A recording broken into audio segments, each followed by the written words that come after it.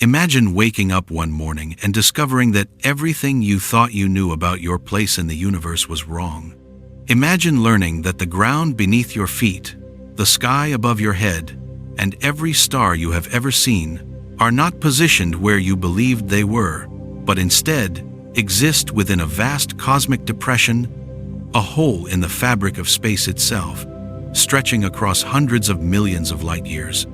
Imagine realizing that you, along with every human who has ever lived, every civilization that has risen and fallen, every thought that has been thought, and every dream that has been dreamed, all of it has occurred within a bubble of emptiness, a region of space that is fundamentally different from the rest of the universe.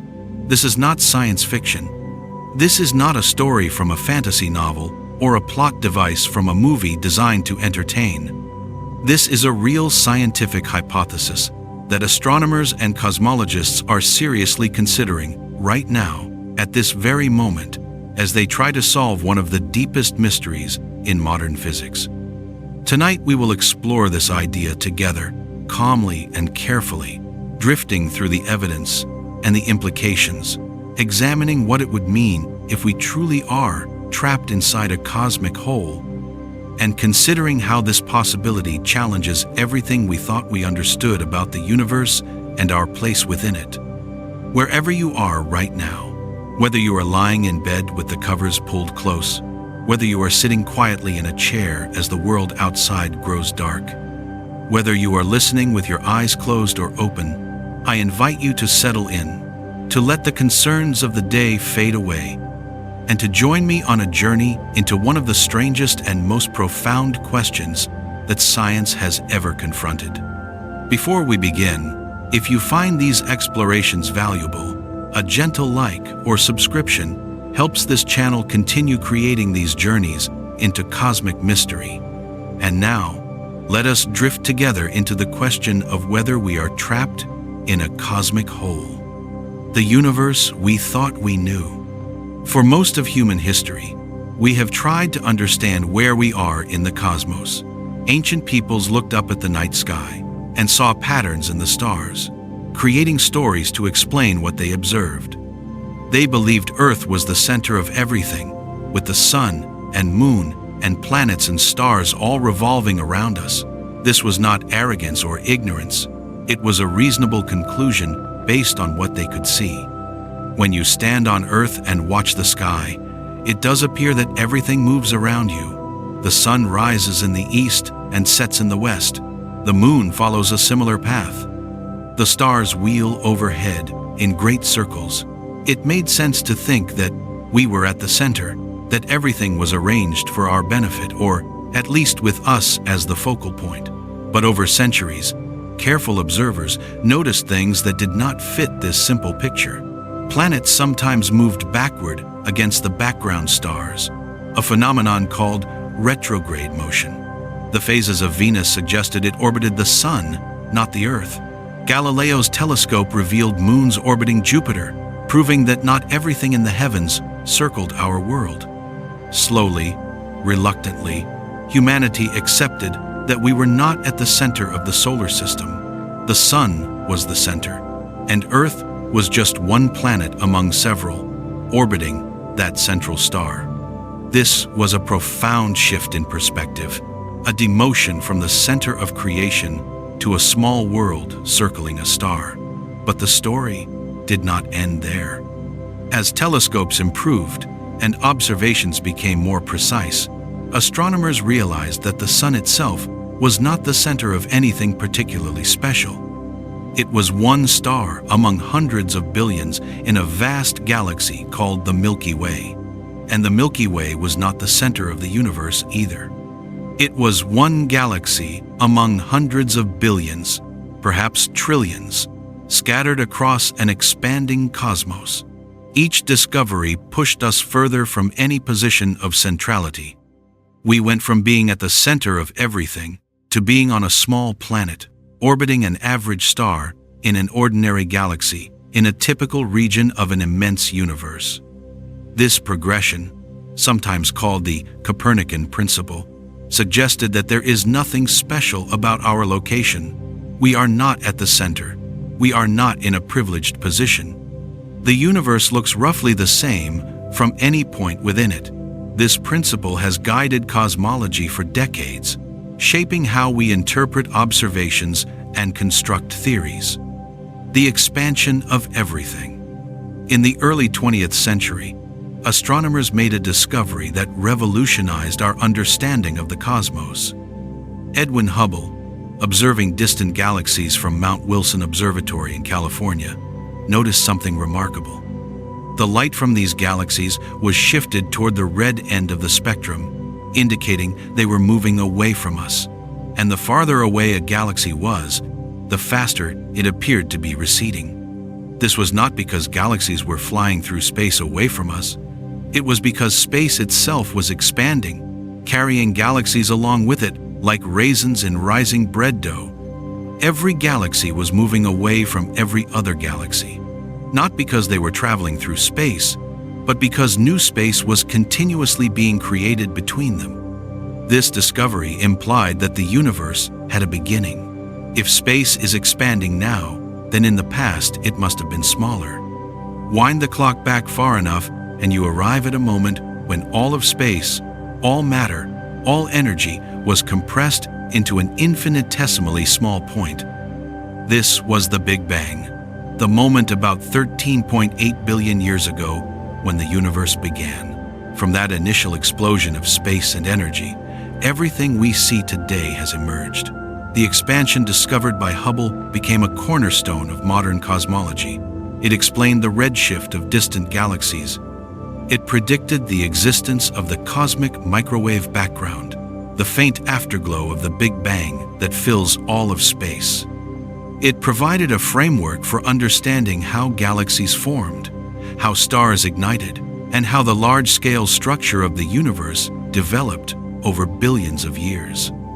But there was an assumption built into this framework, an assumption so fundamental that for decades most cosmologists did not even think to question it. The assumption was that the expansion is the same everywhere, that the rate at which space is stretching is uniform across the cosmos. If you measure the expansion rate here, near the Milky Way, it should be the same as the expansion rate in a distant cluster of galaxies billions of light years away. This assumption, called homogeneity, is closely related to the Copernican principle. If no location is special, then the universe should look statistically the same from any vantage point, and the expansion should proceed at the same rate everywhere. For many years, observations seemed to support this assumption. The universe appeared to be expanding uniformly in all directions. But in recent decades, as measurements became more precise, cracks began to appear in this smooth picture. Astronomers started finding hints that the expansion might not be as uniform as they thought. And these hints would eventually lead to the extraordinary hypothesis that we might be living inside a cosmic hole, the Hubble tension. To understand how scientists arrived at the idea of a cosmic hole, we must first understand a problem called the Hubble tension. This is one of the most significant puzzles in cosmology today, a discrepancy between two different ways of measuring how fast the universe is expanding. The expansion rate is called the Hubble constant, named after Edwin Hubble, and it tells us how quickly galaxies are moving apart due to the expansion of space. Measuring the Hubble constant should be straightforward. You observe distant galaxies, measure how far away they are and how fast they are receding, and calculate the rate of expansion. But in practice, it is more complicated because accurately measuring distances in the universe is difficult. Astronomers use various methods, each with its own uncertainties and assumptions.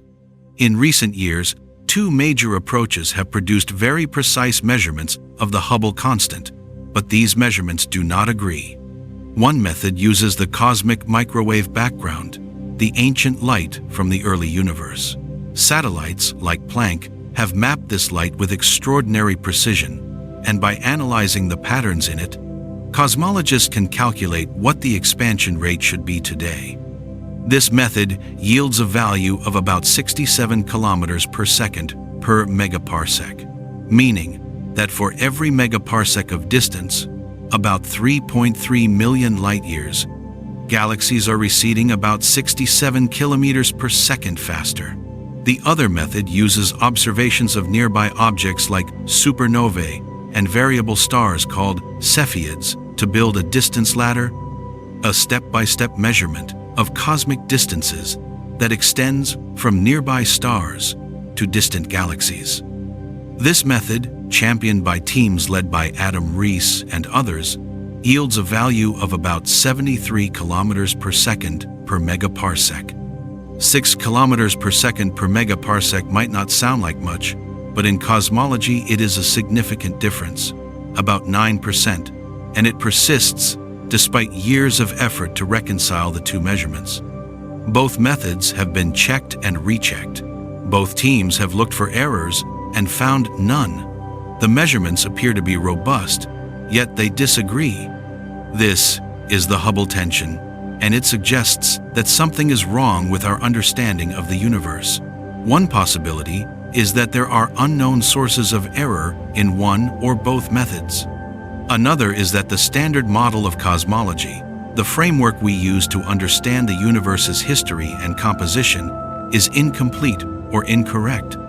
And a third possibility, the one that concerns us tonight, is that the expansion rate is not the same everywhere. What if the universe is expanding at different rates in different regions? What if we happen to be in a region where the expansion is slower or faster than average? If that were the case, measurements made nearby would not match predictions based on the cosmic microwave background, which reflects the average properties of the entire observable universe. This idea that we might be in a special location where the expansion rate differs from the cosmic average directly challenges the Copernican principle. It suggests that our position in the universe is unusual, that we are not in a typical region.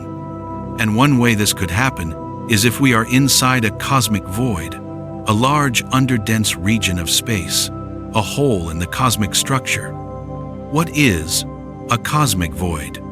To understand what a cosmic hole might be, we need to understand the structure of the universe on the largest scales. The cosmos is not smooth.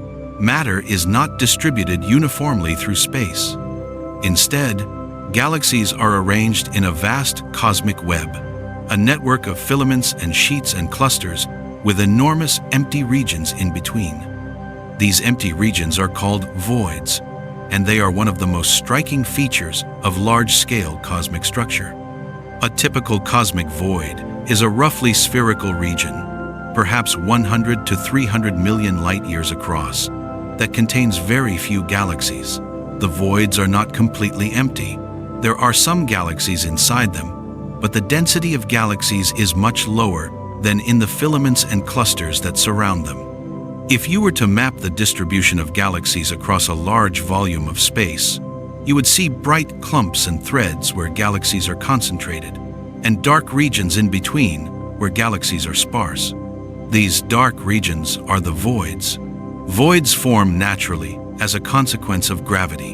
In the early universe, matter was distributed almost uniformly, with only tiny variations in density from place to place. But gravity amplifies these variations over time. Regions that are slightly denser than average attract more matter, growing denser still. Regions that are slightly less dense lose matter to their denser neighbors, becoming even emptier. Over billions of years, this process creates the cosmic web we see today, with dense filaments and clusters growing at the expense of the voids. The voids are not mysterious or exotic. They are a natural part of cosmic structure, predicted by theory and observed throughout the universe. Astronomers have mapped thousands of voids, cataloging their sizes, shapes, and properties. Voids are common, occupying perhaps 60 to 80% of the total volume of space. Most of the universe, by volume, is void. Galaxies and the structures they form occupy only a small fraction. But here is the key point. The expansion rate of space can differ between voids and dense regions. Inside a void, where matter density is low, gravity is weak, and space can expand more freely. In dense regions like galaxy clusters, gravity is strong, and the expansion is slowed or even reversed locally as matter clumps together. This means that if you measure the expansion rate inside a void, you might get a different answer than if you measure it in a dense region. The difference is not enormous, perhaps a few percent, but it is real, and on cosmological scales, a few percent can be significant. Now imagine that our Milky Way galaxy, along with our local group of galaxies and the larger structures to which we belong, happens to be inside a very large void. Not a typical void 100 million light-years across, but an unusually large one, perhaps several 100 million light-years or more in diameter. If we are inside such a void, then the expansion rate we measure locally might differ from the cosmic average. Measurements made nearby would reflect the expansion rate inside the void, which could be faster or slower than the average. Measurements based on the cosmic microwave background would reflect the average expansion rate of the entire universe. And these two values would not match, creating exactly the kind of discrepancy we observe in the Hubble tension. This is the essence of the hypothesis. We might be trapped inside a cosmic hole, a large, underdense region where the local expansion rate differs from the cosmic average, and this difference is causing the Hubble tension. The KBC void. The idea that we might be inside a large void is not new. Over the past decade or so, some astronomers have proposed that our local cosmic neighborhood sits within an unusually large, underdense region, sometimes called the KBC void, named after researchers Ryan Keenan, Amy Barger, and Lennox Cowie, who published early work on this idea.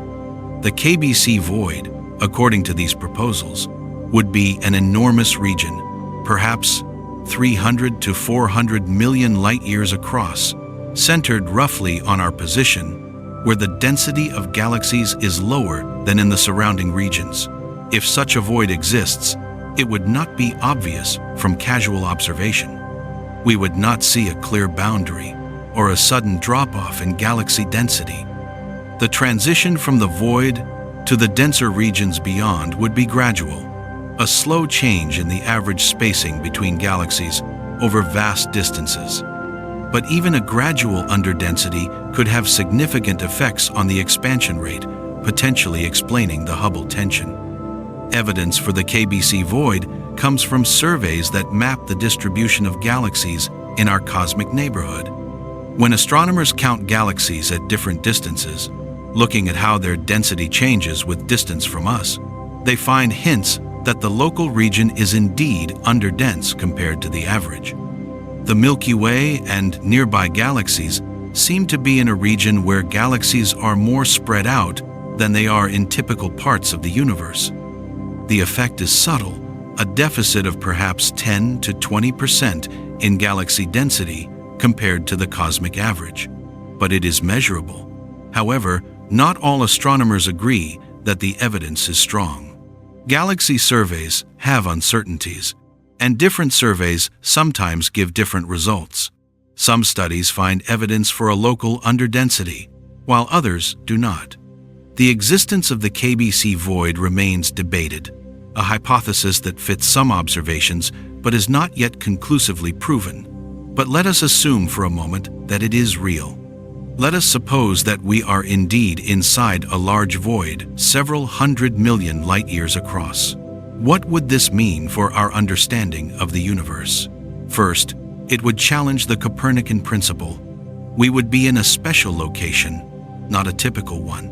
Our position would be unusual, not representative of the universe as a whole. This would be a return, in a sense, to the pre-Copernican view that our location matters, though not because we are at the center of creation, but simply by chance. We happen to be in an underdense region, and this accident of location affects what we observe. Second, it would help explain the Hubble tension. If the expansion rate inside the void is different from the cosmic average, then local measurements would naturally disagree with predictions based on the cosmic microwave background. The discrepancy would not be an error or a sign of missing physics, but simply a consequence of measuring the expansion in an atypical location. Third, it would have broader implications for cosmology. Many of our conclusions about the universe are based on observations made from our location. If our location is unusual, we might need to reconsider some of those conclusions. Measurements of cosmic parameters, estimates of the universe's composition, and predictions about its future might all be affected if we are inside a large void. How voids affect light. To understand how being inside a void could affect our observations, we need to consider how light behaves as it travels through underdense regions. Light from distant galaxies does not travel in a straight line through a static universe. It journeys through an expanding, evolving cosmos, where the density of matter and the rate of expansion change from place to place. These variations can affect the light in subtle ways. When light travels through a region of space, it is affected by the gravitational field of that region. In a dense region, the gravitational field is strong, and light is bent, delayed, and redshifted by the presence of matter. In a void, the gravitational field is weak, and these effects are reduced. As light enters and exits regions of different density, its journey is altered. There is a phenomenon called the integrated Sachs-Wolf effect that describes how photons gain or lose energy as they travel through gravitational fields that are changing over time. In an expanding universe, the gravitational wells associated with large structures become shallower as the universe expands. When a photon falls into a gravitational well, it gains energy. When it climbs out, it loses energy. If the well has become shallower by the time the photon climbs out, the photon does not lose quite as much energy as it gained, so it ends up with a net gain. This makes the photon bluer, less redshifted. Conversely, if a photon crosses a void, it experiences the opposite effect.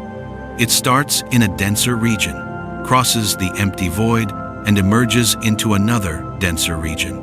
The overall effect is a small, additional redshift. These effects are tiny, changing the observed redshift of light by only a small fraction, but over cosmological distances, they can add up. If we are inside a large void, light from distant galaxies has to cross the boundary of the void to reach us. And this crossing can introduce additional redshift or blue shift, depending on the geometry and the rate of expansion. The result is that distances inferred from redshift measurements might be slightly incorrect if we do not account for the fact that we are in an underdense region. A galaxy that appears to be a certain distance away based on its redshift might actually be somewhat closer or farther once we account for the void's effects on light. This could introduce systematic errors into distance measurements, which in turn would affect calculations of the Hubble constant. If the void makes nearby galaxies appear more distant than they are, we would overestimate the expansion rate. If it makes them appear closer, we would underestimate it. The details depend on the void's size, shape, and density profile, and working out these effects requires detailed modeling and simulations. But the key point is that being inside a void can affect observations in ways that might explain discrepancies, like the Hubble tension. The evidence for and against. The hypothesis that we are inside a large cosmic void is appealing because it offers a potential explanation for the Hubble tension. But like any scientific hypothesis, it must be tested against evidence. So what does the evidence say? Is there strong support for the idea, or is it merely a speculative possibility? The evidence is mixed, with some observations supporting the idea and others contradicting it. Let us consider the supporting evidence first. Several galaxy surveys have found hints that the local universe is underdense compared to the cosmic average. Studies of the distribution of galaxies out to distances of a few 100 million light-years show that the region around the Milky Way has a lower galaxy density than more distant regions. This is consistent with us being inside a void. Additionally, some measurements of the local expansion rate, using different methods and different types of objects, consistently yield higher values than predicted by the cosmic microwave background. This persistent discrepancy is what the void hypothesis attempts to explain. There are also theoretical models that predict how large voids affect the expansion rate and the appearance of the universe from within. These models show that if we are inside a void of the right size and density, the local expansion rate could indeed be higher than the cosmic average by just the amount needed to explain the Hubble tension. Now let us consider the evidence against. Other galaxy surveys do not find strong evidence for a local underdensity. Some studies suggest that any underdensity is small and not sufficient to explain the Hubble tension. Moreover, if we are inside a very large void, we should see certain patterns in the cosmic microwave background. The void would create a particular signature in the temperature fluctuations of the microwave background, a cold spot, or a pattern of correlations that reflects the void's presence. Searches for such signatures have been conducted, and the results are inconclusive.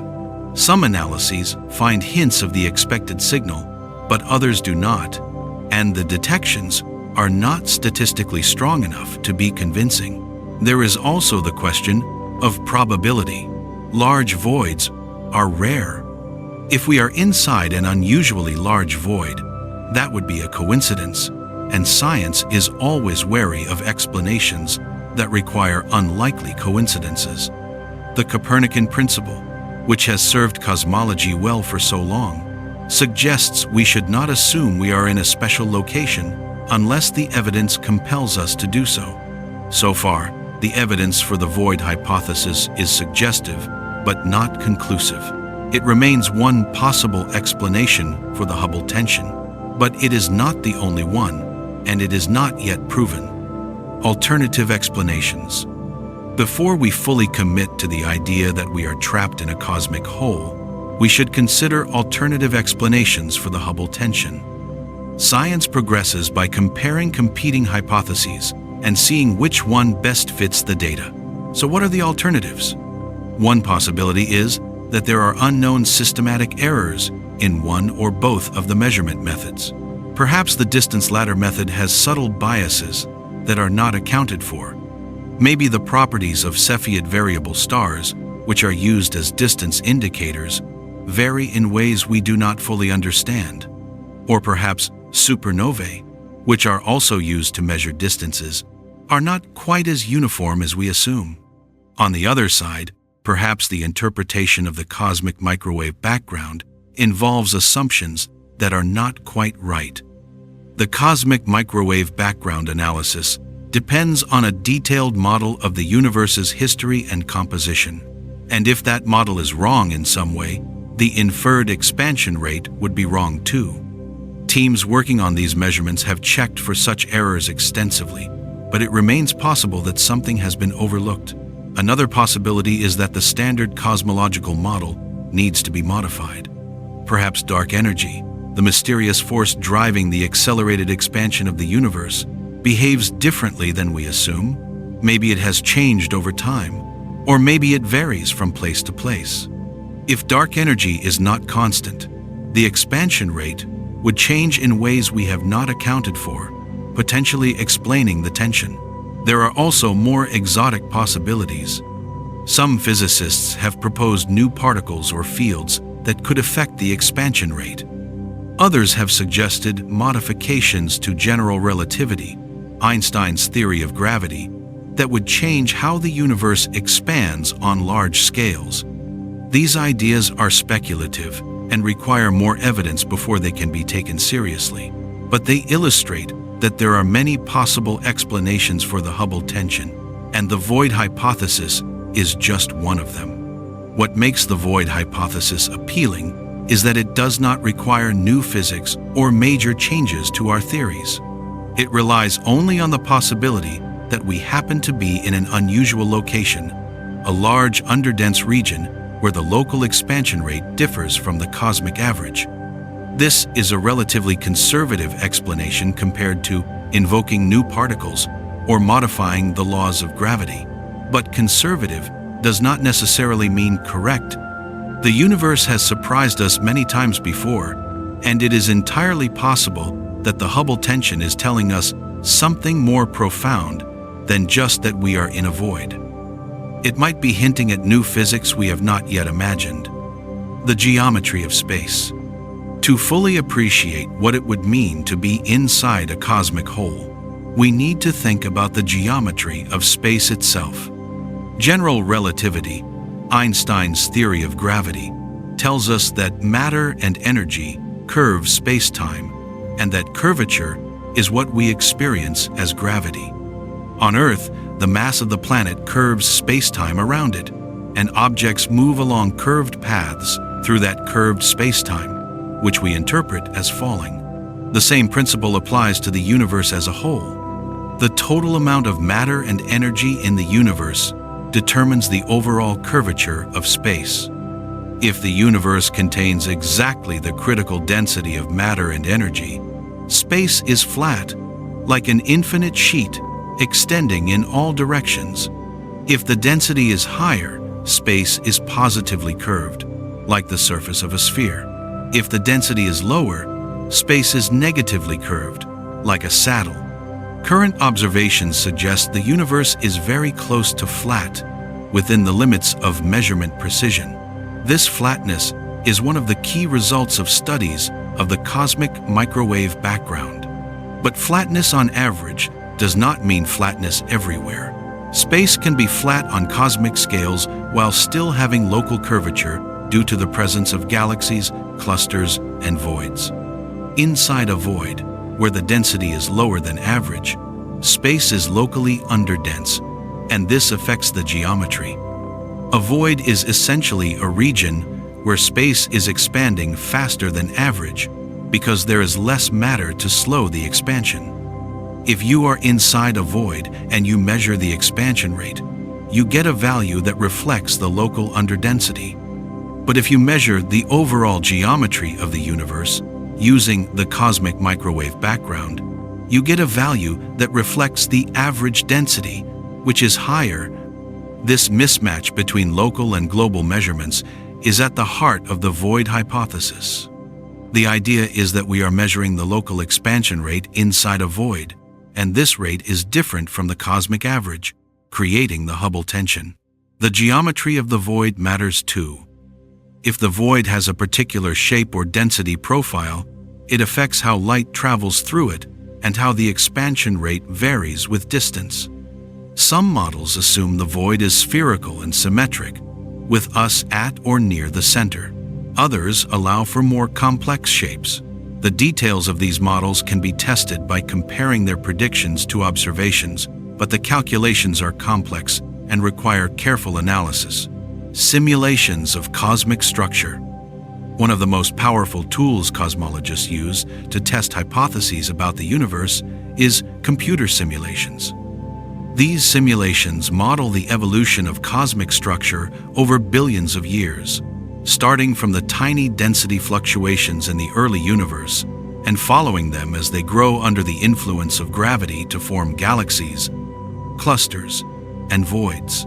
Simulations can answer questions that are difficult or impossible to address with observations alone. For example, they can tell us how common large voids are, what their properties should be, and how they affect the expansion rate. If the void hypothesis is correct, simulations should show that voids large enough to explain the Hubble tension form naturally and are not exceedingly rare. Several research groups have run simulations to test this. The results are interesting but not entirely conclusive. Simulations show that large voids do form, but voids as large and as underdense as would be needed to explain the Hubble tension are uncommon. They occur in only a small fraction of the simulated universes, This raises the question of whether it is plausible for us to be in such a rare structure. Some researchers argue that even if large voids are uncommon, the universe is so vast that many such voids must exist, and by pure chance, we could be in one. Others counter that invoking rare structures contradicts the Copernican principle and should be done only as a last resort. Simulations also show that the expansion rate inside a void is indeed higher than the cosmic average, but the effect is often smaller than needed to fully explain the Hubble tension. To get the right amount of difference, the void would need to be very large, very underdense, or both, and such extreme voids are even rarer in simulations. Despite these challenges, simulations have not ruled out the void hypothesis. They show that it is possible for us to be inside a large void, even if it is unlikely. Whether the hypothesis is correct depends on whether the real universe happens to have the kind of structure that the simulations say is rare. Only more observations can answer that question. The cold spot in the sky. One of the most intriguing pieces of observational evidence potentially related to the void hypothesis is a feature in the cosmic microwave background known as the cold spot. The cosmic microwave background is remarkably uniform, with temperature variations of only about 1 part in 100,000 across the sky. But there is one region, a patch several degrees across, where the temperature is significantly colder than expected. This is the cold spot, and it has puzzled astronomers since it was first noticed in data from the WMAP satellite and confirmed by later missions like Planck. The cold spot is not just a random fluctuation. Statistical analyses show that a feature this large and this cold is unlikely to occur by chance in a universe with the properties we measure. Something unusual must have caused it. One proposed explanation is that the cold spot is the signature of an enormous supervoid, a region of space even larger and emptier than typical voids, lying between us and the cosmic microwave background. If such a supervoid exists, photons from the cosmic microwave background would lose energy as they crossed it, arriving at Earth with lower temperatures. This would create a cold spot in the microwave background map corresponding to the location of the supervoid. Astronomers have searched for evidence of a supervoid aligned with the cold spot. Some studies claim to have found a region of reduced galaxy density at the right distance and in the right direction to explain the cold spot. Other studies are more skeptical, finding only marginal evidence or arguing that the underdensity is not large enough to create the observed temperature deficit. The debate continues, but if the cold spot is indeed caused by a supervoid, it would be evidence that enormous underdense regions exist in the universe, lending some support to the idea that we could be inside such a structure. However, the cold spot is not in our immediate neighborhood. If it is caused by a supervoid, that void is billions of light years away, along the line of sight to the cosmic microwave background. It would not be the same as the hypothetical KBC void in which we might reside. So the cold spot is interesting and relevant, but it is not direct proof that we are trapped in a cosmic hole. The role of dark energy. Dark energy, the mysterious force causing the accelerated expansion of the universe, plays an important role in the void hypothesis. Dark energy is thought to be a property of space itself, a kind of vacuum energy that exerts a repulsive gravitational effect. Unlike matter, which clumps together under gravity, dark energy is smoothly distributed throughout space, and its density does not change as the universe expands. The presence of dark energy affects how voids evolve.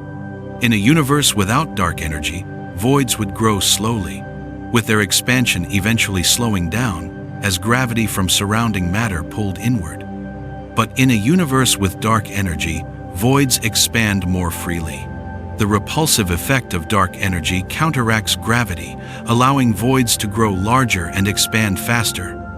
This means that in our universe, which does have dark energy, voids can have a more significant effect on the expansion rate than they would in a universe without it.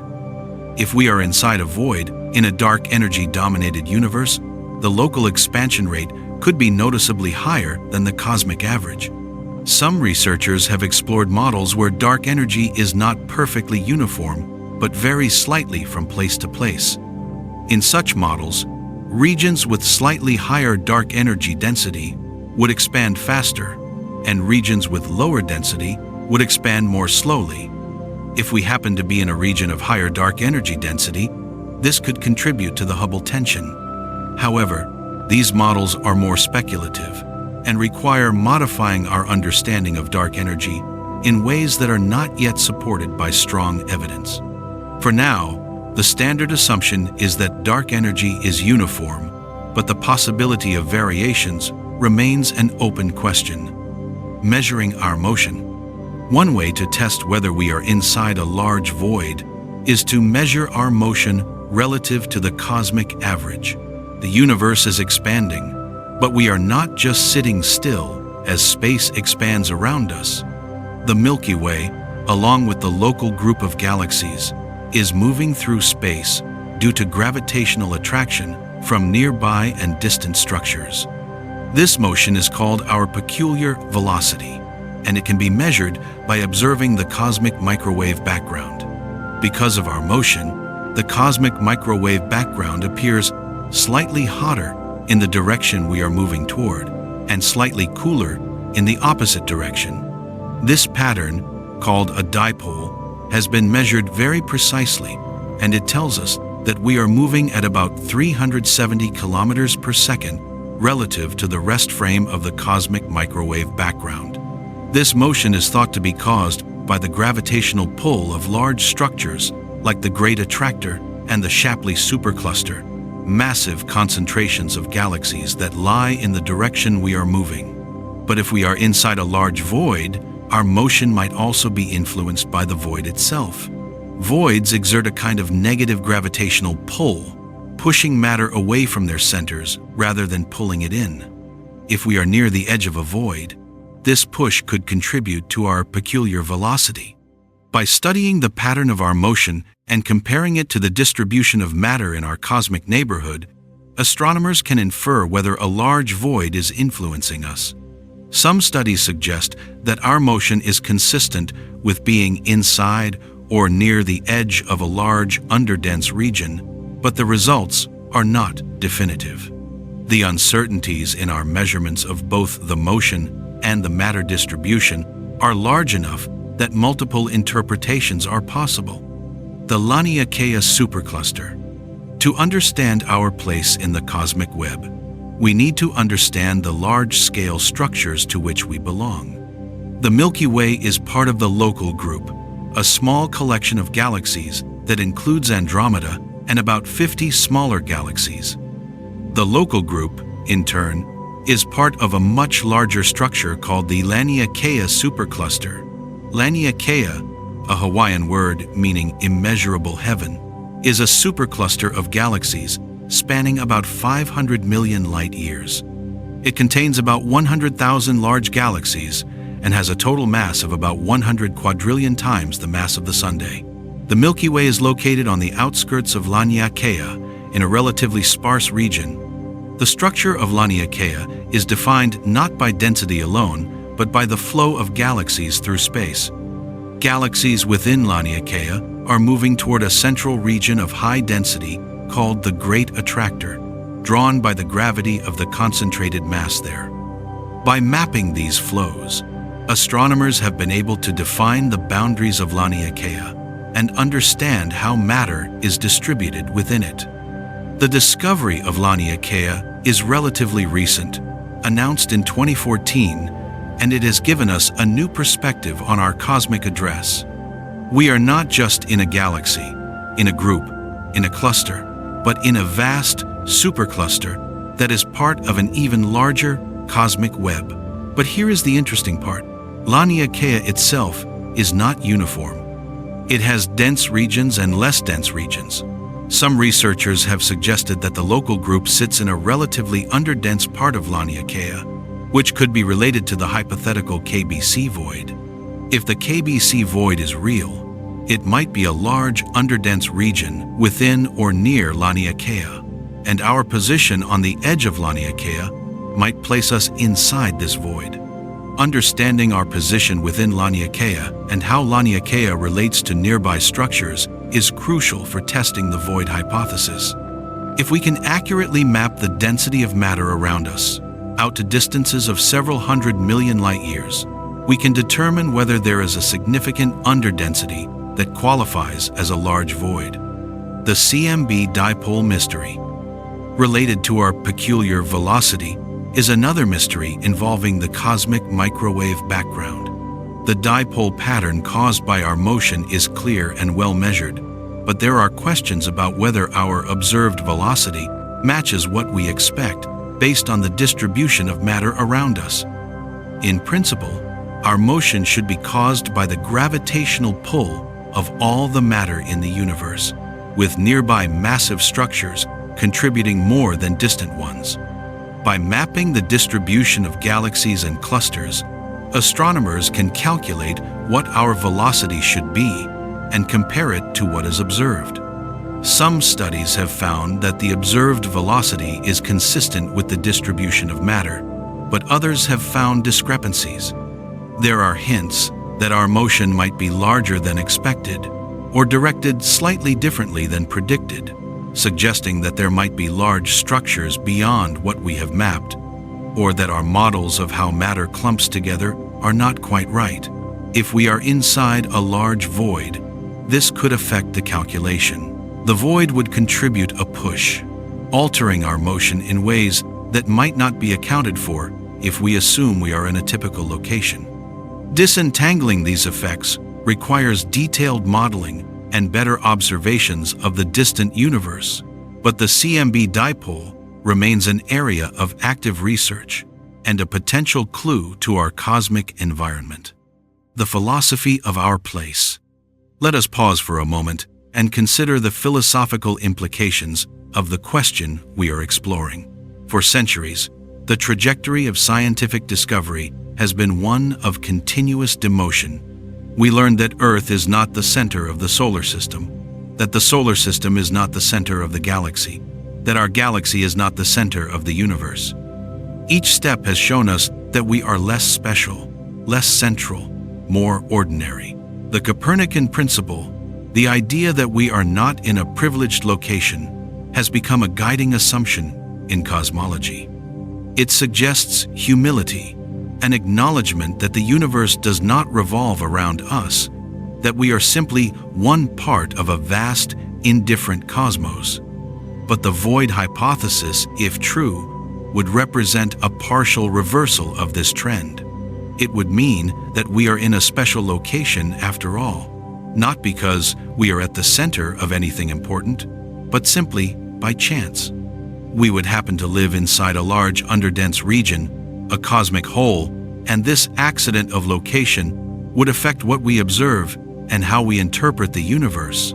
Is this troubling? Does it undermine the progress we have made in understanding our place?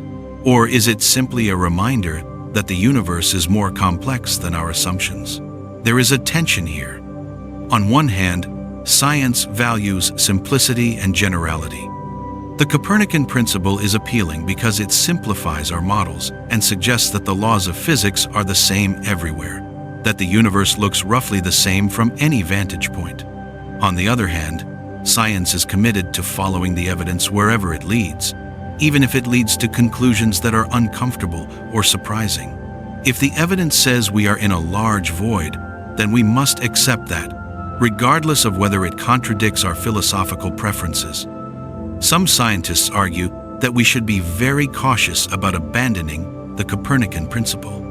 They point out that the evidence for the void hypothesis is not yet strong, and that invoking a special location should be a last resort, considered only when all other explanations have been exhausted.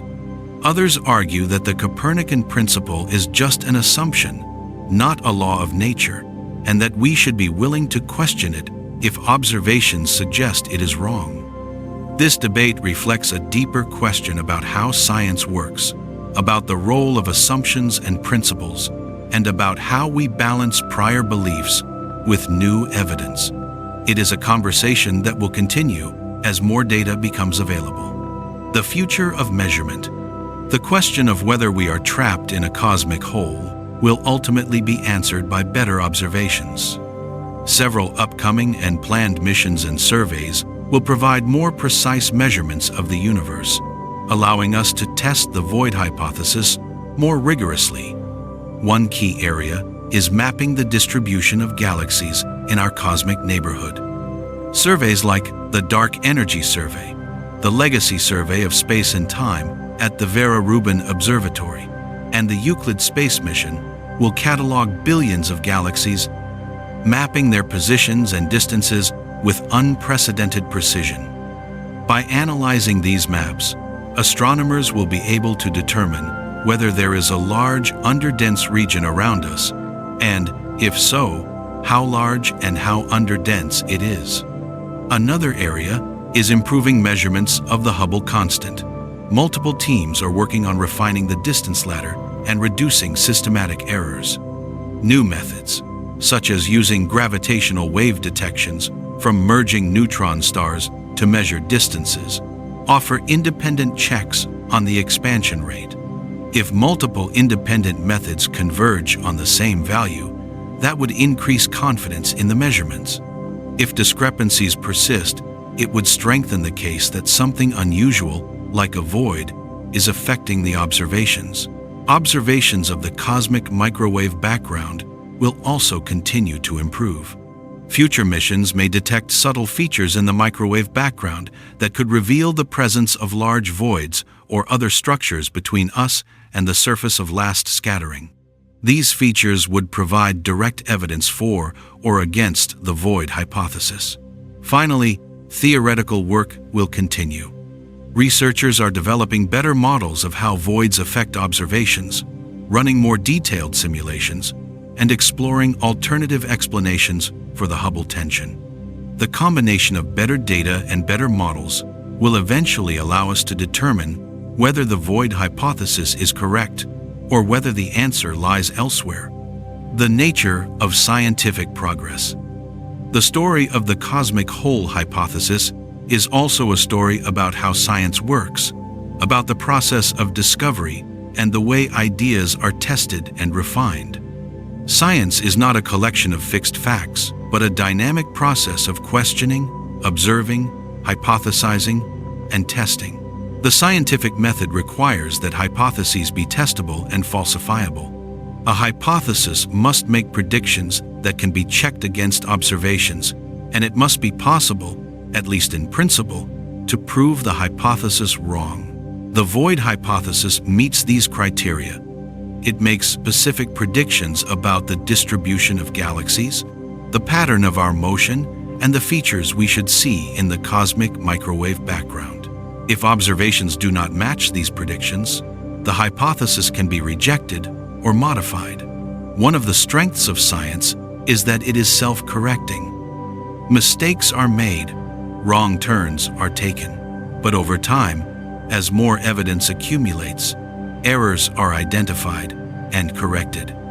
The community of scientists, working collectively, debates ideas, checks each other's work, and gradually converges on explanations that best fit the data. This process can be slow and messy, with disagreements and false starts, but it is effective.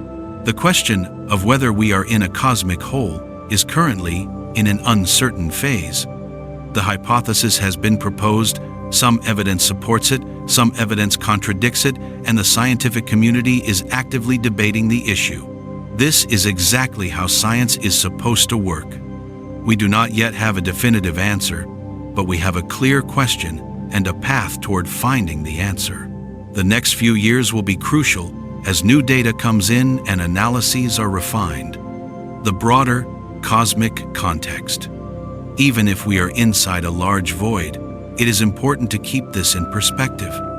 A void several hundred million light-years across sounds enormous, and by human standards it is beyond comprehension. But in the context of the entire observable universe, it is a relatively small feature. The observable universe is about 93 billion light-years across. A void a few hundred million light-years in size represents only a tiny fraction of that volume. And there are many such voids scattered throughout the universe. So even if we are in a void, we are not in some unique, special structure. We are in one void among many, an ordinary feature of cosmic structure. The fact that we happen to be in one does not make the universe fundamentally different or strange. It simply means that our local measurements might differ slightly from the cosmic average. In the grand scheme of things, being in a void would not change our understanding of the universe's history or ultimate fate. The Big Bang still happened. The universe is still expanding. Galaxies are still forming and evolving. Dark matter and dark energy still dominate the universe's composition. The large-scale structure of the cosmos is still governed by gravity and the initial conditions set in the early universe.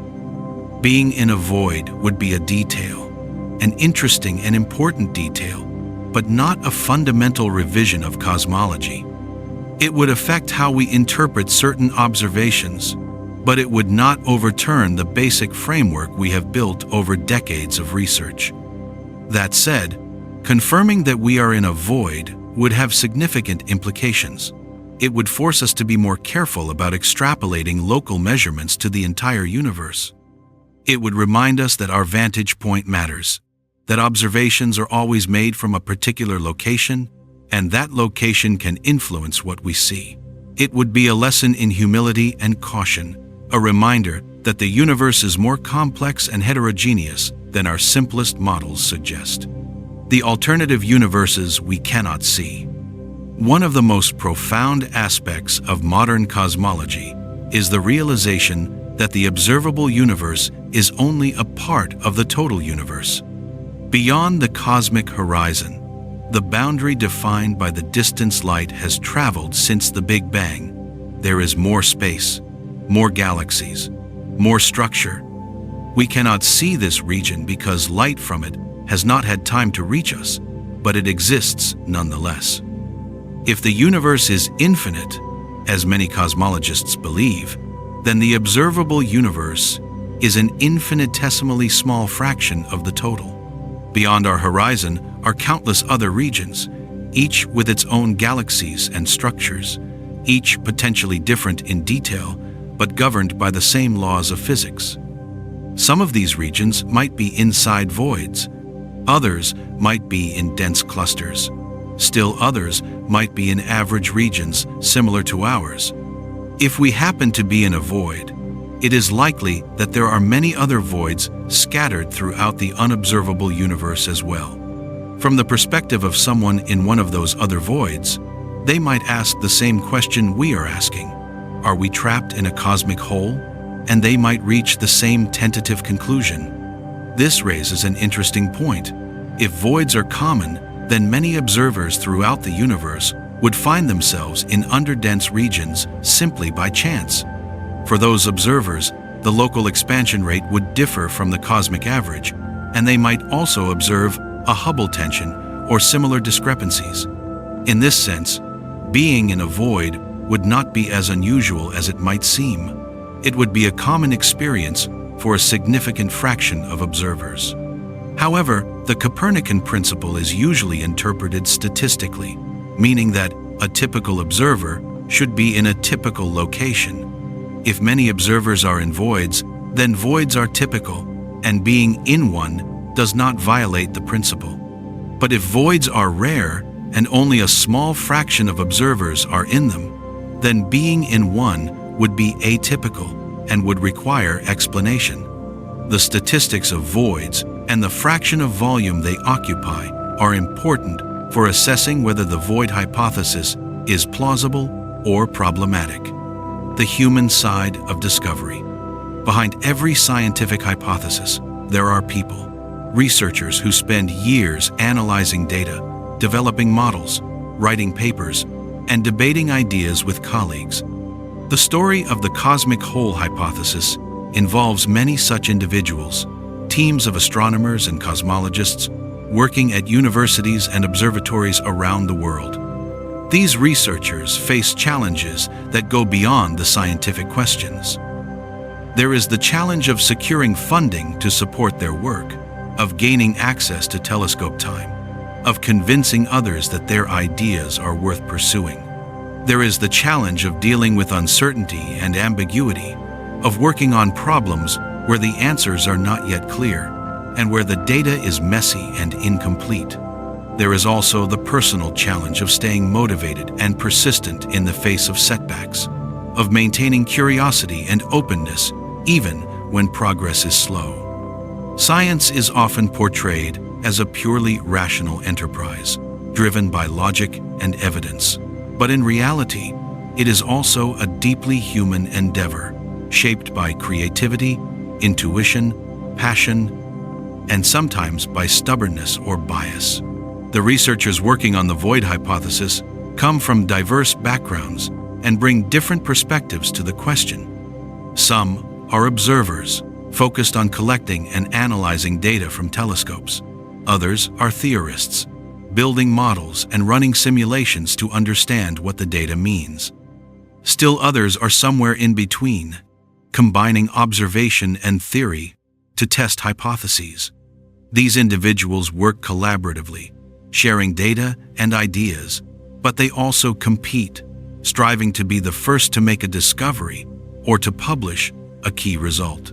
This mix of collaboration and competition drives science forward, pushing researchers to be rigorous and thorough, while also encouraging innovation and risk-taking. The question of whether we are trapped in a cosmic hole is ultimately a question that will be answered by this community of scientists, working together over years or decades, gradually refining our understanding until a consensus emerges. The limits of observation.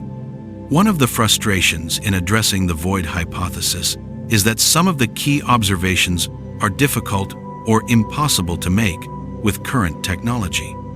Mapping the distribution of galaxies in 3 dimensions out to distances of several 100 million light-years requires enormous surveys covering large areas of the sky and measuring distances to millions of galaxies. Such surveys are underway, but they take years to complete, and even when they are finished, there will be uncertainties and gaps in the data. Similarly, measuring the expansion rate with high precision is challenging because it requires very accurate distance measurements, and distance is one of the hardest quantities to measure in astronomy. Every method for measuring cosmic distances has its own sources of error, and these errors can be difficult to eliminate. Observing the cosmic microwave background with sufficient sensitivity to detect the subtle signatures of large voids is also at the edge of what is possible. Future missions may achieve this, but for now, the signals are faint and hard to distinguish from noise and other effects. These limitations mean that progress on the void hypothesis will be incremental. We will not wake up one day to a definitive answer. Instead, the evidence will accumulate gradually, with each new observation adding a piece to the puzzle, until eventually the picture becomes clear enough to draw conclusions. This is the nature of observational cosmology. We are probing phenomena on scales so vast and so distant that direct, unambiguous measurements are often out of reach. We must rely on indirect evidence, on statistical analyses, on comparisons between different types of observations. This makes the work difficult, but it also makes it exciting. Every new observation has the potential to reveal something unexpected, to shift our understanding, to open new questions. The role of anomalies. Throughout the history of science, anomalies have played a crucial role in driving progress. An anomaly is an observation that does not fit the existing theory, a result that contradicts expectations. Anomalies can be due to errors, but when they persist despite careful checking, they often signal that something is wrong with the theory, that our understanding is incomplete or incorrect. The Hubble tension is such an anomaly. It is a persistent discrepancy between two careful, independent measurements of a fundamental cosmic parameter. Both measurements have been checked repeatedly. Both teams have looked for errors, and yet the discrepancy remains. This suggests that something interesting is going on, that the universe is trying to tell us something. The void hypothesis is one attempt to resolve this anomaly without invoking radical changes to our theories. It proposes that the anomaly arises from a selection effect, from the fact that we are in an unusual location. Other proposed resolutions involve new physics, modifications to our understanding of dark energy or gravity, or the early universe. History shows that anomalies can lead to major breakthroughs. The anomalous orbit of Mercury, which did not quite match the predictions of Newtonian gravity, led Einstein to develop general relativity. The anomalous rotation curves of galaxies, which showed stars moving faster than expected, led to the discovery of dark matter. The anomalous redshifts of distant supernovae led to the discovery of dark energy. In each case, an observation that did not fit the existing framework opened the door to a deeper understanding. The Hubble tension may be another such anomaly, and the resolution, whether it involves voids or something else, may teach us something profound about the universe. The psychology of belief. Science aims to be objective, to base conclusions on evidence rather than personal beliefs. But scientists are human, and humans have biases and preferences that can influence how they interpret data. The void hypothesis is interesting in this regard because it touches on a deeply held principle, the Copernican principle, and different scientists have different levels of attachment to that principle. Some researchers are very reluctant to abandon the idea that we are in a typical location. They view the Copernican principle as a successful heuristic that has guided cosmology well, and they are inclined to look for explanations that preserve it. For these scientists, the void hypothesis is unappealing, and they would prefer to find the solution to the Hubble tension in new physics or in subtle errors in the measurements. Other researchers are more willing to question the Copernican principle. They argue that it is an assumption, not a proven fact, and that if the data suggests we are in an atypical location, we should accept that. For these scientists, the void hypothesis is a reasonable and potentially correct explanation. These differing perspectives are not just intellectual disagreements. They reflect deeper attitudes about how science should be done, about the role of assumptions, about when it is appropriate to question foundational principles. Such disagreements are healthy and necessary. They ensure that all possibilities are considered, that assumptions are not accepted uncritically, and that the community remains open to new ideas. Over time, as more evidence accumulates, these differing perspectives will be tested, and a consensus will emerge based on which view best fits the data. Cosmic variance. Even if we are not inside a large void centered on us, there is a related concept called cosmic variance that affects all cosmological observations. Cosmic variance is the statistical uncertainty that arises from the fact that we can observe only one universe from one vantage point. The universe is not perfectly uniform. There are fluctuations in density, in the distribution of galaxies, in the properties of structures. When we make a measurement, such as counting galaxies in a certain volume, we get a particular result, but that result is influenced by the specific fluctuations present in our observable universe. If we could observe a different volume, or the universe from a different location, we might get a slightly different result. Cosmic variance sets a fundamental limit on the precision of certain measurements. No matter how carefully we observe, we cannot eliminate the uncertainty due to the fact that we are sampling a finite volume with particular fluctuations. This is relevant to the void hypothesis because it means that even if we are not in an exceptionally large or unusual void, we are necessarily in some particular location with its own local properties that differ slightly from the cosmic average. The question is whether those local properties are different enough to explain the Hubble tension, or whether the tension requires something more extreme, like a very large void. Disentangling the effects of cosmic variance from the effects of being in a void is difficult and requires careful statistical analysis, but it is an important part of testing the hypothesis. The search for nearby voids. To test the void hypothesis, astronomers are conducting surveys to map the distribution of galaxies in our local cosmic neighborhood, looking for evidence of underdensities. These surveys involve observing large numbers of galaxies, measuring their distances using redshifts and other techniques, and building three-dimensional maps of where they are located. One challenge is that distance measurements are uncertain, especially for more distant galaxies. Redshift gives a measure of recession velocity, which can be converted to distance, but peculiar velocities, the motions of galaxies due to local gravitational effects, introduce errors. To get accurate distances, astronomers use other methods, such as measuring the brightness of certain types of stars or supernovae, but these methods are more difficult and time-consuming. Despite these challenges, surveys are making progress. Maps of the local universe are becoming more detailed, and patterns are emerging. Some surveys find evidence for regions of lower galaxy density around us, consistent with a large void, while others find a more uniform distribution. The discrepancies between different surveys are partly due to differences in methodology, in which galaxies are included, and in how distances are estimated. As surveys become larger and more uniform, these discrepancies should be resolved, and a clearer picture will emerge. Another approach is to look for dynamical evidence of a void, such as the pattern of galaxy motions.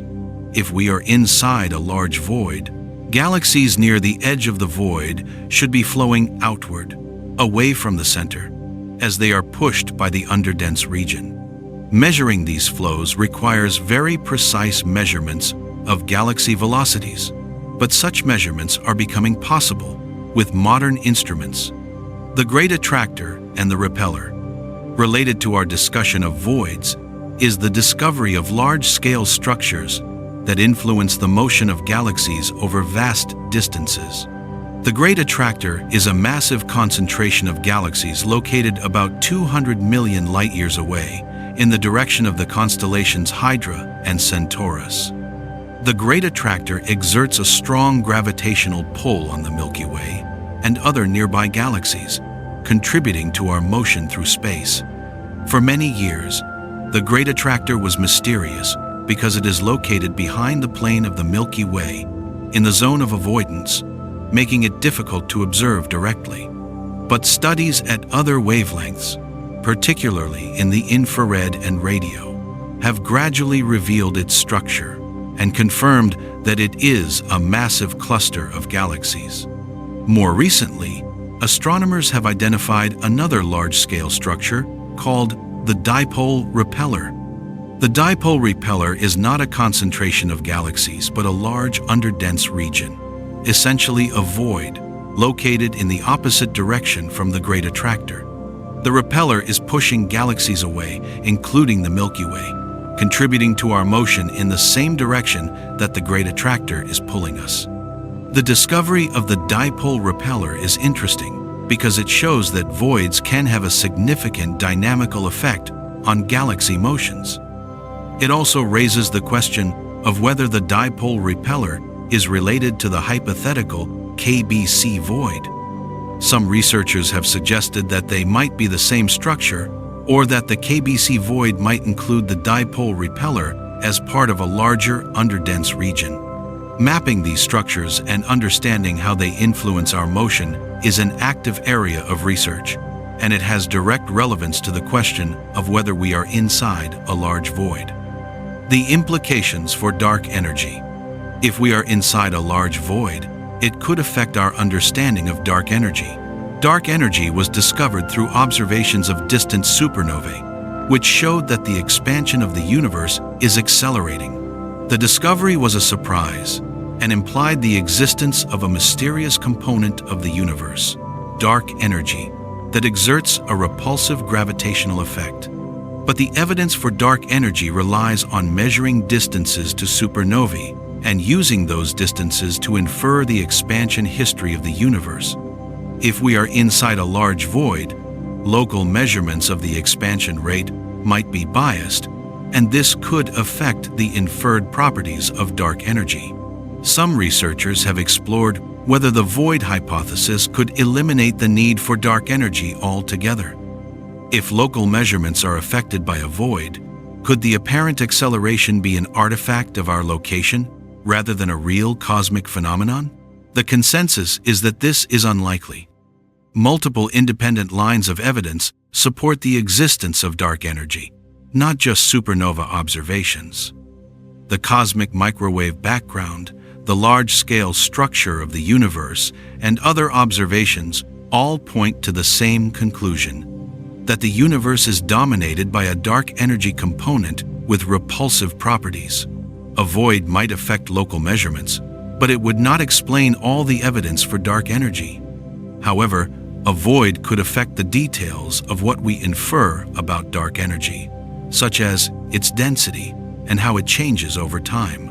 If we do not account for being in a void, we might get slightly wrong answers for these properties. Clarifying whether we are in a void is therefore important not just for resolving the Hubble tension, but for ensuring that our understanding of dark energy is accurate. The anthropic principle. There is another angle to consider, related to a concept called the anthropic principle. The anthropic principle is the idea that the properties of the universe we observe are constrained by the requirement that intelligent observers like us must exist. If the universe were very different, life might not be possible, and therefore no one would be around to observe it. The anthropic principle is sometimes invoked to explain why certain cosmic parameters have the values they do. For example, if the density of dark energy were much higher, the universe would expand so rapidly that galaxies and stars could not form, and life would not arise. If it were much lower, the universe might collapse before life had time to evolve. The observed value is in a narrow range that allows for structure formation and the emergence of complexity. In the context of the void hypothesis, one might ask whether there is an anthropic reason for us to be inside a void. Is there something about voids that makes them more favorable for life, such that we should not be surprised to find ourselves in one? This is a stretch, and most scientists do not take it seriously in this context. There is no obvious reason why voids would be more favorable for life. Galaxies form in both voids and dense regions, and the conditions for life, such as the presence of heavy elements and stable planetary systems, do not depend strongly on whether you are in a void or not.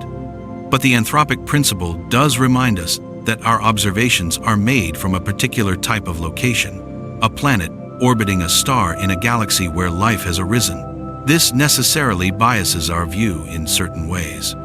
For example, we observe the universe at a particular time in its history, about 14 billion years after the Big Bang, because that is when intelligent life happened to evolve on Earth. If we had evolved much earlier or later, we would see a different universe. Similarly, our physical location affects what we see, and if being in a void is relevant, it is simply another aspect of the selection effects that come from being observers at a particular place and time. The evolution of voids over time. Voids are not static. They evolve over time as the universe expands and as structure continues to form. In the early universe, shortly after the Big Bang, matter was distributed almost uniformly, with only tiny variations in density. As time passed, gravity amplified these variations, causing denser regions to collapse and form galaxies and clusters, while less dense regions expanded and became voids. In the early stages of this process, voids were small and shallow, only slightly less dense than average.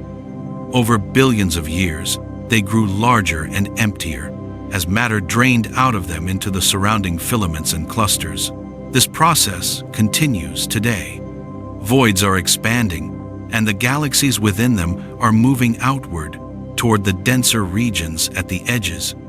In the future, as the universe continues to expand, and as dark energy becomes increasingly dominant, voids will grow even larger and emptier. Eventually, in the far future, the universe will be dominated by voids, with galaxies concentrated in isolated clusters that are receding from each other at ever-increasing speeds. If we are inside a void now, that void was smaller in the past and will be larger in the future. The properties of the void, such as its size and underdensity, depend on when we observe it. This means that if we look at distant galaxies, which we see as they were in the past, we are seeing the universe at an earlier stage of void evolution, when voids were smaller. This could introduce additional complexities into observations and make it harder to determine whether we are in a void by comparing local measurements to distant ones. The multiverse connection. Some theories in cosmology and physics suggest that our universe might be just one of many, part of a vast multiverse, where different regions have different properties. In the context of the multiverse, the question of whether we are in a void takes on a different character. If there are countless regions with different properties, then some fraction of them will necessarily be inside voids, and some fraction of observers will find themselves in voids simply by chance. In a multiverse, being in a void would not be surprising or problematic. It would be an expected outcome of random variation. The anthropic principle would then suggest that we should not be surprised to find ourselves in a void if voids are common, but we might be surprised if the properties of our void are unusual in ways that are necessary for life. However, the multiverse is a highly speculative idea, and there is currently no direct evidence for it. Most of the discussion around the void hypothesis does not invoke the multiverse. Instead, it focuses on the possibility that within our single universe, the observable region we can study has particular properties, including the possibility of being inside a large void.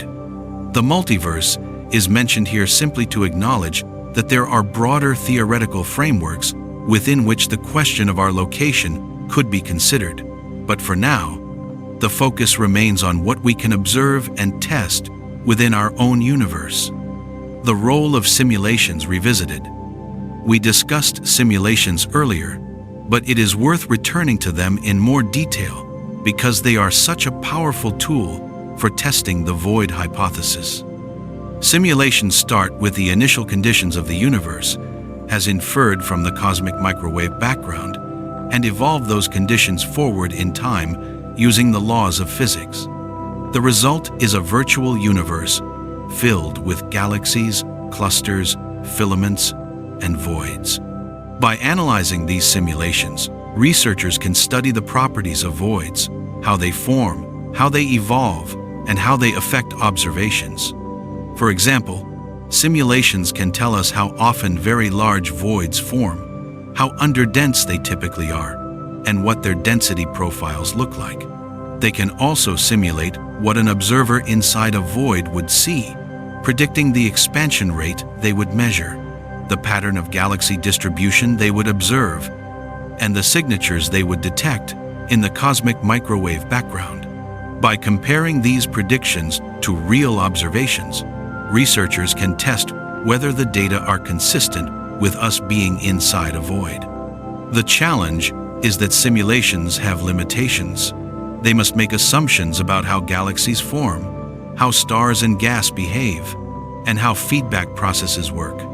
These assumptions are based on theory and on calibrations to observations, but there are uncertainties. Additionally, simulations have finite resolution. They cannot model every small-scale detail, and they must use approximations for processes that occur on scales smaller than the simulation can resolve. Despite these limitations, simulations are continually improving. and they provide invaluable guidance for interpreting observations and testing hypotheses, like the void hypothesis. The possibility of multiple anomalies. It is possible that the Hubble tension is not the only anomaly that might be explained by being in a void. There are other puzzles and discrepancies in cosmology that researchers are working to understand, and some of them might also be related to our location. For example, there are tensions in measurements of other cosmological parameters, such as the amount of clustering in the distribution of galaxies. Some measurements suggest that galaxies are less clustered than predicted by the standard model, and this tension might be related to being in an underdense region. There are also anomalies in the cosmic microwave background beyond the cold spot, such as unexpected correlations on large scales and a lack of power at the largest angular scales. Some of these anomalies might be statistical flukes, but if they are real, they could be related to large-scale structures like voids. If the void hypothesis can explain multiple anomalies simultaneously, that would strengthen the case for it. Conversely, if it explains one anomaly but makes other anomalies worse, that would count against it. Evaluating the hypothesis requires considering the full range of observations and seeing whether being in a void improves the overall fit to the data. The patience of science.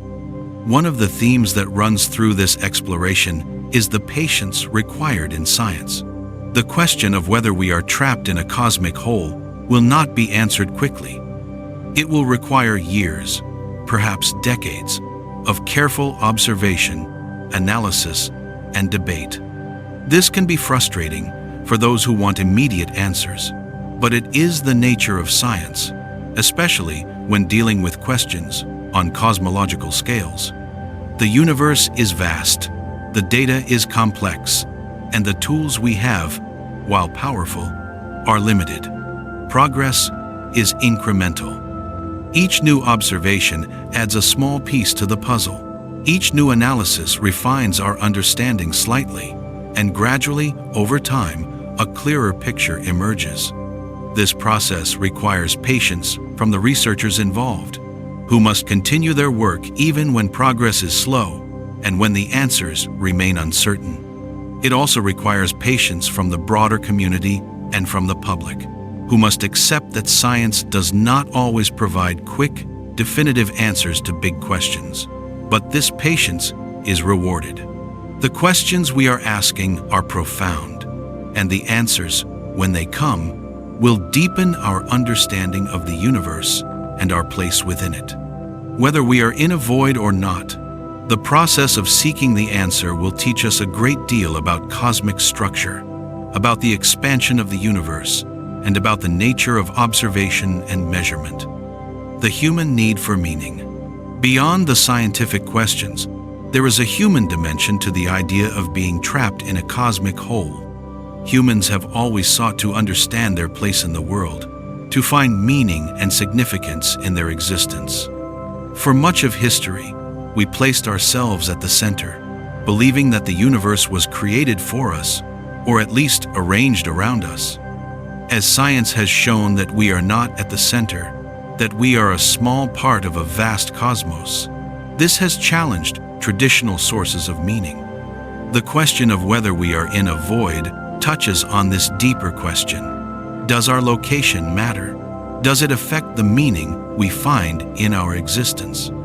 If we are in a void, does that make us more isolated, more insignificant, or does it simply add another layer to the complex story of where and what we are? For some, the idea of being in a void might feel lonely or unsettling, a reminder of the vastness of space and the smallness of our home. For others, it might be fascinating, an example of the richness and complexity of the cosmos. The scientific answer to whether we are in a void will not resolve these deeper questions of meaning, but it will inform them, providing a more accurate picture of our physical location in the universe. And perhaps, in understanding where we are, we can better appreciate the remarkable fact that we are here at all. that in this vast universe, on this small planet, life has arisen and has developed the capacity to ask these questions and seek their answers. The interconnection of questions. The question of whether we are in a cosmic whole is connected to many other questions in cosmology. It touches on the nature of dark energy, the distribution of matter, the expansion history of the universe, the formation of structure, and the validity of our cosmological models. This interconnection means that progress on one question can lead to progress on others. If we can definitively determine whether we are in a void, that knowledge will help us refine our models, improve our measurements, and answer other outstanding questions.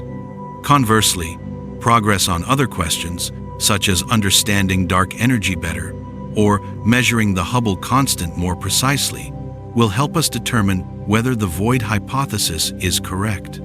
Science is not a collection of isolated problems, but a web of interconnected questions, and progress requires working on many fronts simultaneously. The researchers investigating the void hypothesis are also working on dark energy, on large-scale structure, on the cosmic microwave background, and on many other topics. The insights gained in one area inform and enrich the others. This interconnection is one of the strengths of science.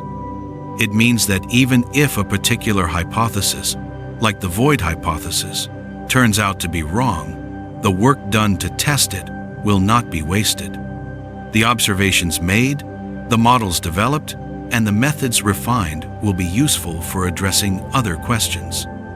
Science advances not just through correct answers, but through the process of asking good questions and testing them rigorously. The ethical dimension.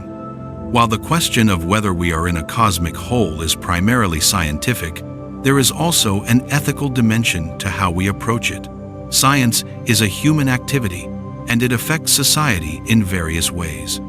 The way we conduct research, the conclusions we draw, and the communication of those conclusions to the public all carry responsibilities. Researchers have a responsibility to be honest and rigorous, to acknowledge uncertainties, and to avoid overstating their conclusions.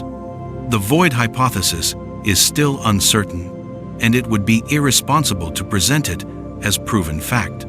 At the same time, it is important to communicate the hypothesis clearly to the public, to explain why it is being considered and what evidence supports or contradicts it. The media also has a role. Headlines about cosmic holes can be sensational, attracting attention, but sometimes misrepresenting the science. It is important for journalists to report accurately, to convey the nuances and uncertainties, and to avoid creating false impressions. The public, for its part, can contribute by being curious and informed, by asking questions, and by understanding that science is a process with uncertainty and debate. The ethical dimension also includes questions about resource allocation. Should funding be directed towards surveys and missions that test the void hypothesis, or should it go to other priorities? These are difficult decisions that require balancing scientific merit, feasibility, and societal needs.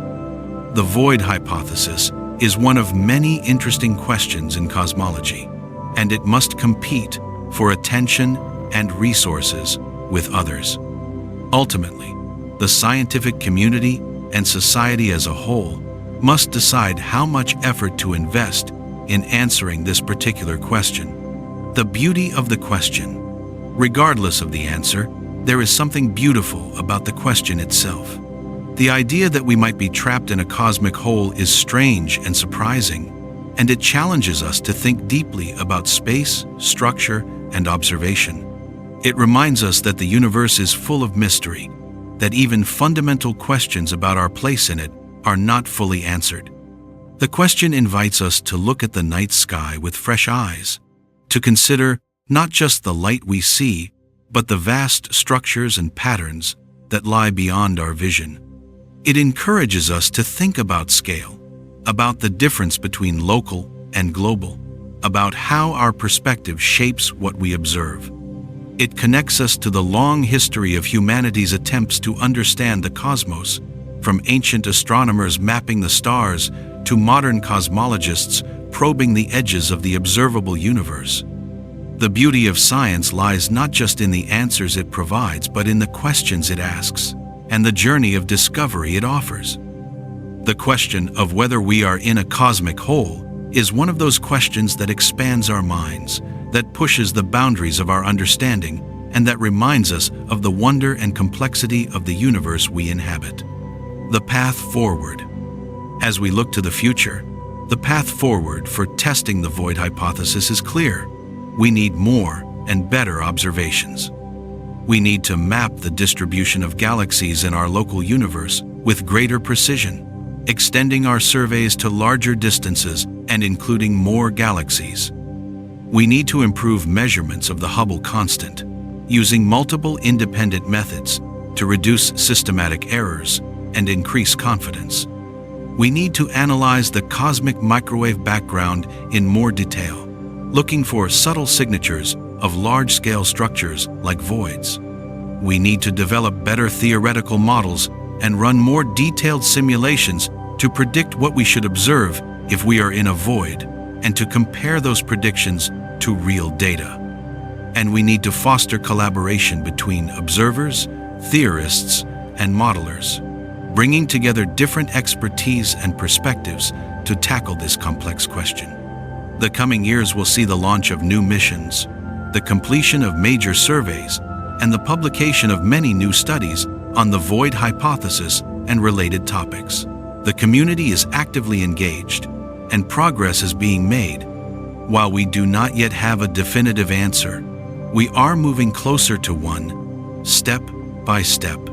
The journey may be long, but it is a journey worth taking, because the answer, whatever it turns out to be, will deepen our understanding of the universe and our place within it. The power of observation. Ultimately, the question of whether we are trapped in a cosmic whole will be answered by observation. Theory and models are important, but they must be tested against reality. Observations are the arbiter, the final judge of whether a hypothesis is correct. This is the power of observation in science. No matter how elegant a theory, no matter how appealing a hypothesis, if it does not match what we observe, it must be modified or abandoned. Observation keeps science grounded, ensuring that our ideas are constrained by the reality of the universe rather than by our preferences or prejudices. The observations needed to test the void hypothesis are challenging, but they are feasible. We have the technology, the instruments, and the methods to make the necessary measurements. What we need is time, resources, and the dedication of researchers to carry out the work.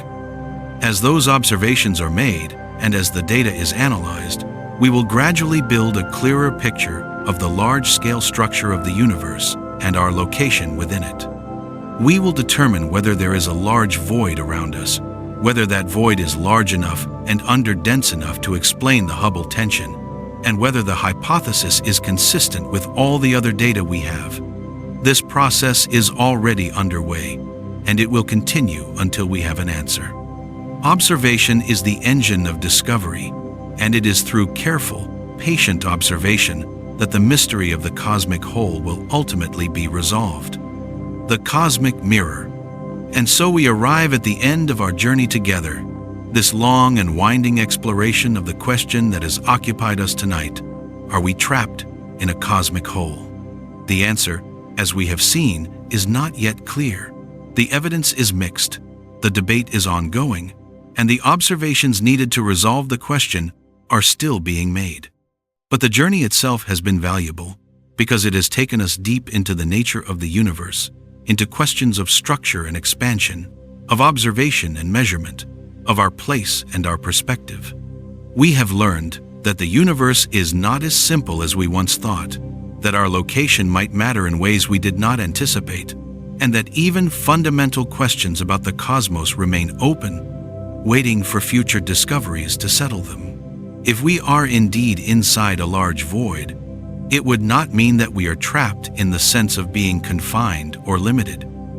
The void would be hundreds of millions of light years across, vast beyond human comprehension, and our galaxy would continue its journey through space just as it always has. It would simply mean that our cosmic neighborhood has lower density than average, and that this underdensity affects what we observe when we look out at the distant universe. It would be a lesson in humility, a reminder that the universe does not arrange itself for our convenience, that our observations are always made from a particular vantage point, and that vantage point can shape what we see. It would also be a testament to the power of science, to the ability of human beings to ask profound questions about their place in the cosmos and to pursue those questions with rigor and creativity, gradually piecing together answers from fragmentary evidence. Whether we are in a void or not, we are participants in a remarkable story. A story that began with the Big Bang and that has unfolded over billions of years, giving rise to galaxies and stars and planets, to life and consciousness, to minds that can look up at the night sky and wonder where they are and what it all means.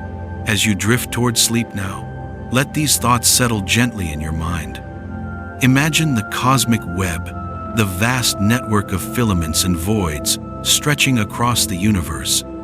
Imagine our galaxy, a tiny point within that web, perhaps inside a large, underdense region, perhaps in a more typical area, but in either case, part of a grand structure beyond our full understanding. Think of the light from distant galaxies, traveling for billions of years across expanding space, carrying information about the universe's history and structure, information that we are only beginning to decode. Think of the astronomers and cosmologists working to answer these questions, mapping the sky, building models, testing hypotheses, driven by curiosity and by the desire to understand. And think of yourself, lying here in the quiet of the night, connected to all of it, made of atoms forged in stars, living on a planet that orbits one of those stars, in a galaxy that is part of the cosmic web, looking out and asking where you are. The universe is vast, and most of it remains mysterious, but we are learning step by step, observation by observation, and that learning is one of the most profound and beautiful endeavors in which humanity has ever engaged.